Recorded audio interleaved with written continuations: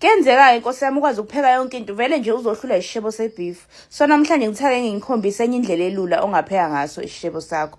Ngithenga ama spices ami, spice and stuff, ngisebenzisa 3 mix, ipaprika uzonke ngiyayimixa lezo spice. Uthi masusotheyile kahle anyanisi wakho no garlic ufaka zona.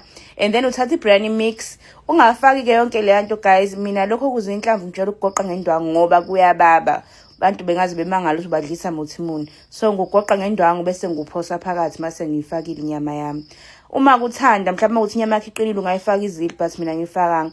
Bese ke ufaka lezi nibhayi yakho. Mina bengingenayo ke le original flavor benginale ebabayo but ayibabi kakhulu so ngafaka yona ke ngagoqoza. Ngase ngithatha i-fruit chutney yami ngayithela phakathi uyagoqoza uyayilinda inyama yakho izithambe kahle ivuthwe kahle. Usungafaka ama veg othanda ukwafaka. Abanye bathanda ukufaka lama veg asuke efreezile. Mina ngiwathanda because awekho fresh so ngifakela ama baby marrows. Ungafaka futhi no carrot if uthanda carrot eshebeni sakho. Mina angikuthandi so yikho ngawufaka.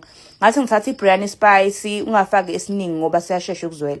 Ama baby marrows ayashesha ukuvuthwa awadingi ukuthi azabile isikhathi eside nje esenyameni.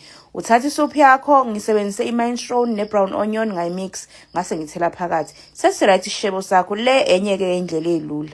Kodwa ke phela ziningi indlela zokupheka ibeef futhi kuya ngokuthi wena iyiphi ekusebenzelayo. Nalokho futhi akunankinga.